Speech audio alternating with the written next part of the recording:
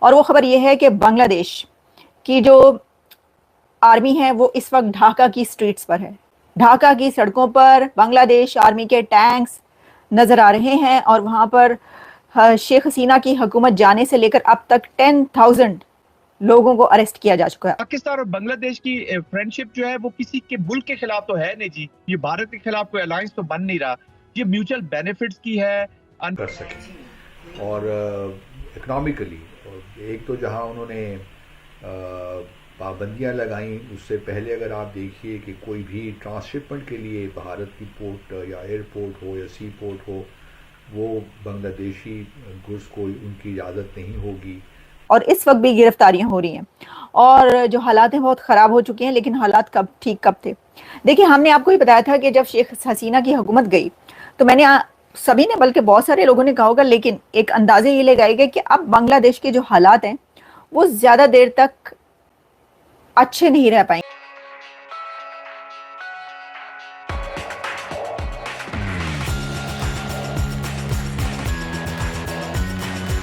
یعنی اب بڑی دیر لگے گی بنگلہ دیش کے حالات کو ٹھیک کرنے میں, اور یہ بات ہے. ہم نے کہا اب تو چل سو چلے. ابھی دیکھیں اب کتنے سال آپ کو یہ والا جو پولیٹیکل کرائسس اور ٹرموائل ہے یہ بنگلہ دیش میں آپ کو دیکھنا پڑے گا, اور یہی ہو رہا ہے. اور وہاں پر جو ہے وہ دھنا دھن جو بختر بند گاڑیاں ہیں وہ بنگلہ دیش کی سڑکوں پر رواں دواں ہیں. ہر طرف فوج نظر آ رہی ہے, ٹینکس نظر آ رہے ہیں سڑکوں پر, اور جس طرح بالکل وہی سچویشن جیسے کو ہو جاتا ہے.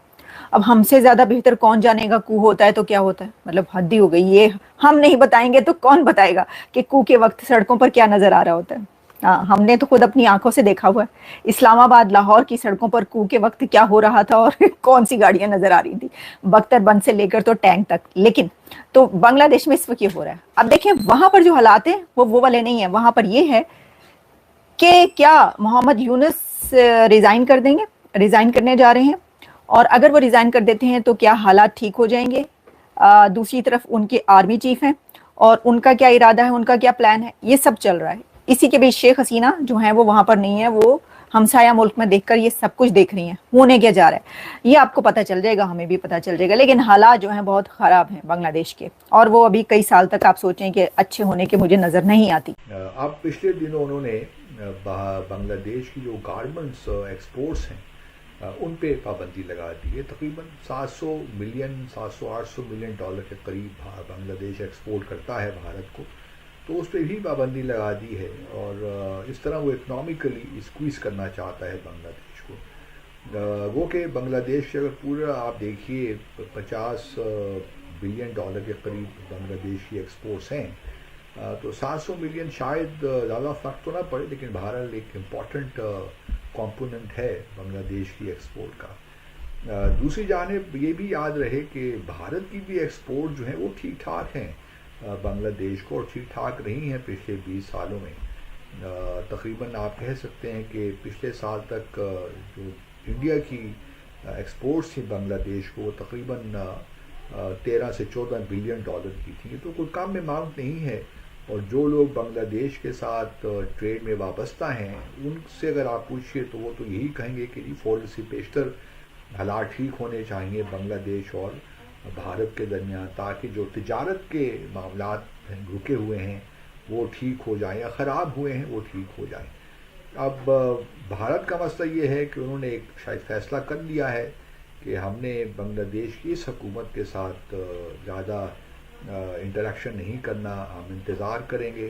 اب ڈاکٹر محمد یونس کی حکومت نے یہ بھی اعلان کر دیا ہے کہ الیکشنز ہو جائیں گے دسمبر اس سال اور جون اگلے سال کے درمیان, کسی وقت بھی ہو سکتے ہیں. اور انہوں نے یقین یہ بھی دلایا ہے کہ 30 جون کے بعد تو وہ ایک دن بھی 30 جون کے بعد وہ چیف ایڈوائزر نہیں رہیں گے.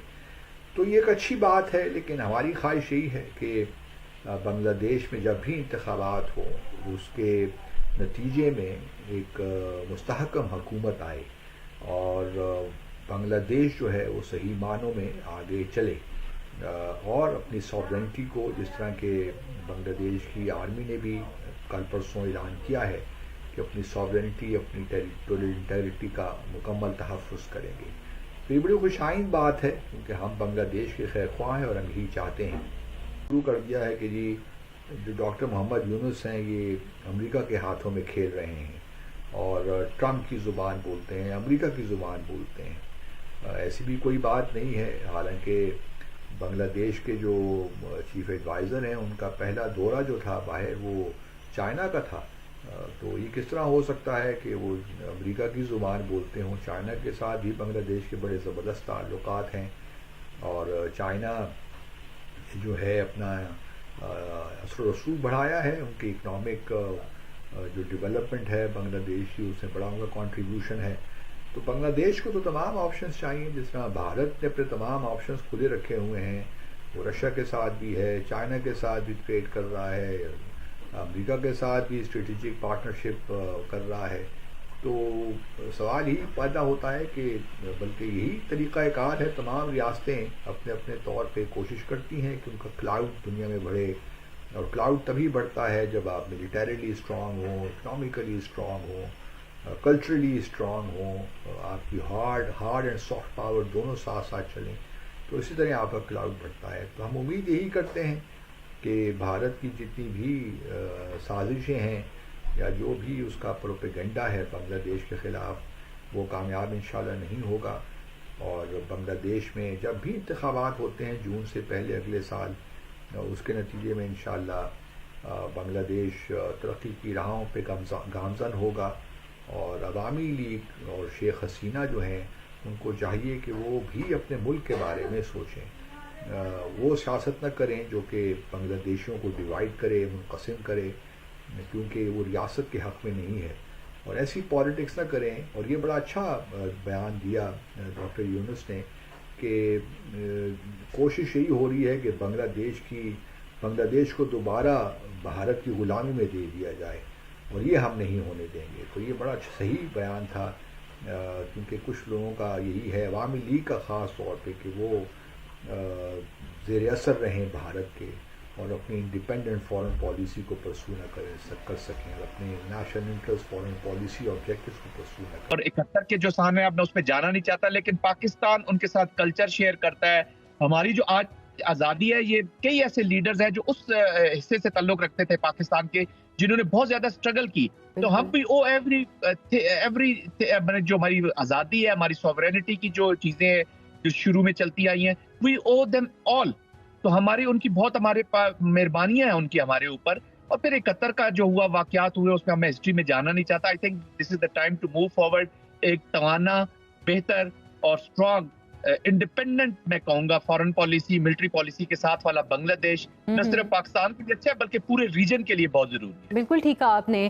اچھا، جولائی انقلاب کے بعد بنگلہ دیش اپنی شناخت کے سفر پر ہے، اور وہ شناخت جو 54 سال تک بنگلہ قومیت کی زنجیر میں ہندوستان سے بندے رہنے کے باوجود ان کو نہیں مل سکی تھی۔ کیا پاکستان سے بڑھتی قربتیں شناخت کے اس سفر میں ڈھاکہ کی ملی ترجیحات کی وجہ سے ہیں، یا پھر علاقائی سیاست یا دفاعی ضروریات اس کا پس منظر ہے؟ دیکھیے، وہاں پہ اویکننگ ہے جی۔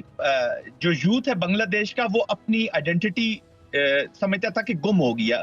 ان کی شناخت، جیسے آپ نے بالکل بہت اچھا سوال کیا کہ شناخت کا ان کے ایشوز تھے۔ وہ سمجھتے تھے کہ جو بھارت کی سٹوج تھی، جو حسینہ واجد تھی، وہ بنگلہ دیش کی وزیر اعظم تو تھی نہیں، وہ ایک سٹوج تھی، ایک بوگی تھی، بھارت کی ایک نمائندہ تھی۔ بھارتی پالیسیز، چاہے وہ ان کی فارن پالیسی ہو، ملٹری پالیسی ہو، اور باقی فار دیٹ میٹر، اور وہاں کی بنگلہ دیش کی یوتھ نے یہ سمجھا کہ یہ تو نہ صرف اب ہماری پالیسیز چینج کرنا چاہتے ہیں، یہ تو اب ہمارا طرز حیات بھی بدلنا چاہتے ہیں۔